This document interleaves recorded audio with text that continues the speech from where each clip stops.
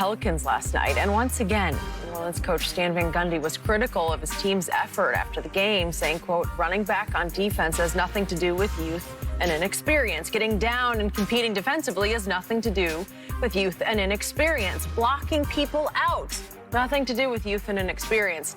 Getting beaten on a cut, nothing to do with youth and inexperience. And Van Gundy even criticized his team's play during a mid-game interview. Take a listen. I think, first of all, Jim, we didn't get back on defense and get our defense set. So even on made shots, we were just scrambling the whole time. We were not given the effort we needed to get back. I thought we were late on every rotation. I thought we did a good job fighting back a little bit at the end, but, to get back in it. But our defense was not what it needed to be effort-wise, starting in transition, getting into the rotation. Well, Shannon, are you okay with Van Gundy's public criticism? Yeah, because Skip, they keep making the same mistakes, and maybe what he said is not resonating with them. But you can't, because this game now, Kyrie was outstanding down the stretch. There's no defense that can defend that. So the guy was in perfect position. He challenged him every step of the way, and Kyrie's just elevating, making shots. We know he can take and make big shots in late in games. But, Skip, I think what Stan is talking about is that when we have these leads, we had a nice lead. And Skip, I get sometimes on a long rebound, the guy leak out. But, Skip, how you get beat on a fast break and the guy on a made shot? Get your butt back. Get back. That's what Stan is upset about. And we got young guys. B.I.'s how old? 23? Zion's how old? 20? Ain't no reason. Bledsoe's, 25, 26? There's no reason. These guys should be able to run all day. There's no excuse for the effort that they've been given on defensively. Skip, they're plenty good offensively. They're ninth in offensive efficiency. They're 27th in defense efficiency. They gave up 77 points in the second half. Give up 77 points, you're probably going to lose in a half. You're probably going to lose that game. And we're starting to see that, Skip, more and more. As you look at it, they lost 12 games by 5 points or less. A lot of these games, Skip, they had leads in. So I know it's frustrating, hence why your boy can't be a coach, because we tell you, I told you, that we're going to get back. They're going to look to push the ball on make or miss. We got to make sure we get back. They're a hard-cutting team. They're looking to drive and kick because they got three-point shooters on the court. We go over this in film study. We talked about this, and I mean, damn, if we don't get out here, y'all do the exact same thing that we said we was going to guard against. Unacceptable, Skip, unacceptable. So you're good with his criticism publicly of his team? Well, Skip, that's who he is. You know that's who he is. That's who he's always been. I would prefer, but Skip, maybe if they hear this, because clearly we're getting behind closed doors, and I'm telling you what you're doing wrong, and we're trying to correct it. Somehow it's not getting through. So maybe this is another way to try to get through. But David Griffin probably said, well, hell, you just not getting through. Your message is not getting through. So we need to change the messenger. That's what you believe is going to happen.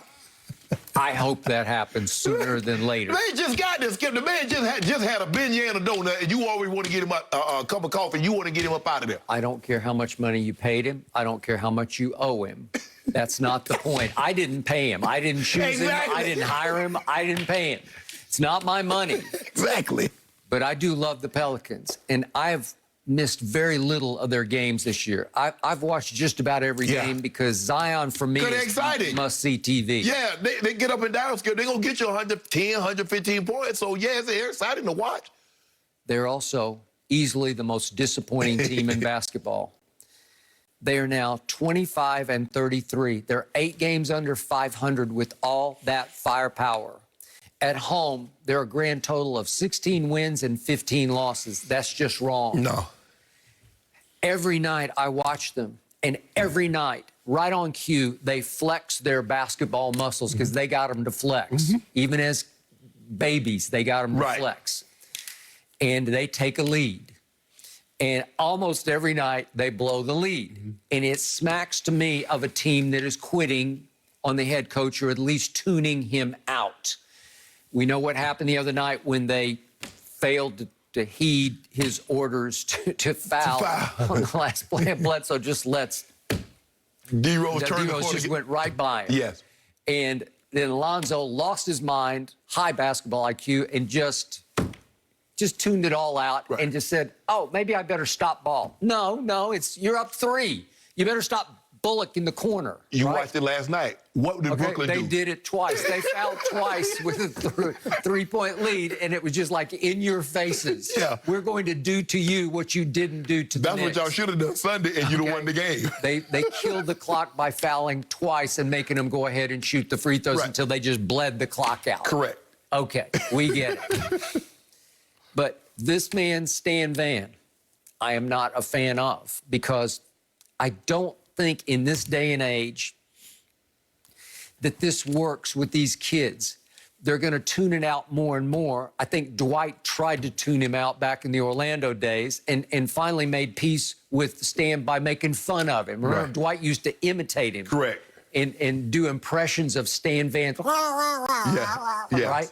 And that's, I told you the other day, he's like this old word called a fuss budget. That's what he is. He's a fuss budget, and he's a whiny nagger. He just nags and nags and nags, and he's fingernails on their locker room chalkboard. And after a while, it's just like, stop it. I don't want to hear it anymore.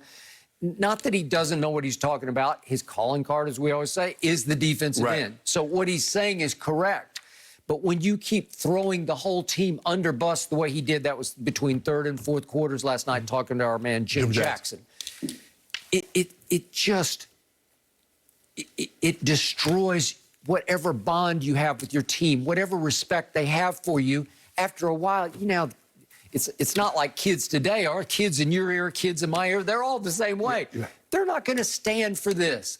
Like, who the hell are you? You have won what in your time? You know what? If it were Phil Jackson doing this, maybe they'd say, okay. But Skip, you know what defense is. Defense is effort. Okay, it is. They're not trying on defense. No. They don't want to try on defense. They're rejecting this man. To me, it's a glaring, ongoing, rising problem in New Orleans. Well, you know what, Stan? Let me tell you what you do. This is how you do it. Just open your IG account or Twitter and just start tweeting. Man, I sure wish we play better defense. I ain't calling no names, but we just need to play better defense. Maybe that'll get through to him. Okay, but you know what it smacks of? Every time he goes on a public rant about his team, and then the one after the game was, it's not about youth and experience inexperience. It's about the effort. Lack of effort. Skip, you can't give up 77 points to a team with minus James Harden, minus Kevin Durant. Even though Kyrie was sensational, you can't do that. Okay, but you know, having played for so many coaches, how this comes across to the players publicly. The underlying message every time from Stan Van is, don't look at me. Don't blame me. Look at them. Look at them. He's never going to take anything on his shoulders. So many of the great coaches are great at saying we're all in this together. And they don't go public with it because they can get through better privately, as you always said. Just pull you aside, bring you in the office, tell you what the deal is, right? Well, Skip, I told you. I told y'all in the huddle, nobody could run. I said, look here, we up by 3. Just foul him. Foul him. And even if we don't foul, first of all, we shouldn't get past don't foul him. Because we saw Brandon Ingram thought he was going to shoot a 35-foot 3, and Blake Griffin said, no, you're not. I'm going to foul you before that. And they thought they were going to shoot a corner 3. No, you're not. I'm going to foul you before you get it. All you had to do, Skip, it's so fun. Like I said, I tell my hat to coaches, but I just don't have the patience because it's something that we discussed. Skip, we just came out of the huddle, and I told you to foul the guy. Skip, 5 seconds after I told you in the huddle to foul the guy, you let the guy drive down the lane, kick, and he shoot a 3. Okay, what is that to you? That is blatant rebellion against the head coach. They're just saying, and what did Eric Bledsoe say after the game? I lost focus. I wasn't thinking. No, you tuned him out. Right. You just didn't care what he said. Yeah, see, Skip, and see, it's plays like that because Bledsoe got, nice, got probably 2 or 3 years left on his contract. But, I mean, you blew it. The man told you to foul. And you talking about you lost focus?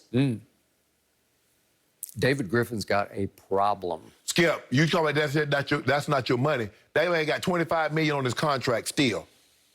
You gonna just eat that? Ask Ms. Benson. Yeah, Ms. Benson, she ain't trying to eat that. Especially, Skip, the Smoothie King ain't got a whole lot of people buying smoothies. They ain't got but like 3,000 people in the building. David Griffin made a big mistake here. And I first guessed this. I'm not just coming after the fact. I told you from the beginning, you hired him to coach them. Right.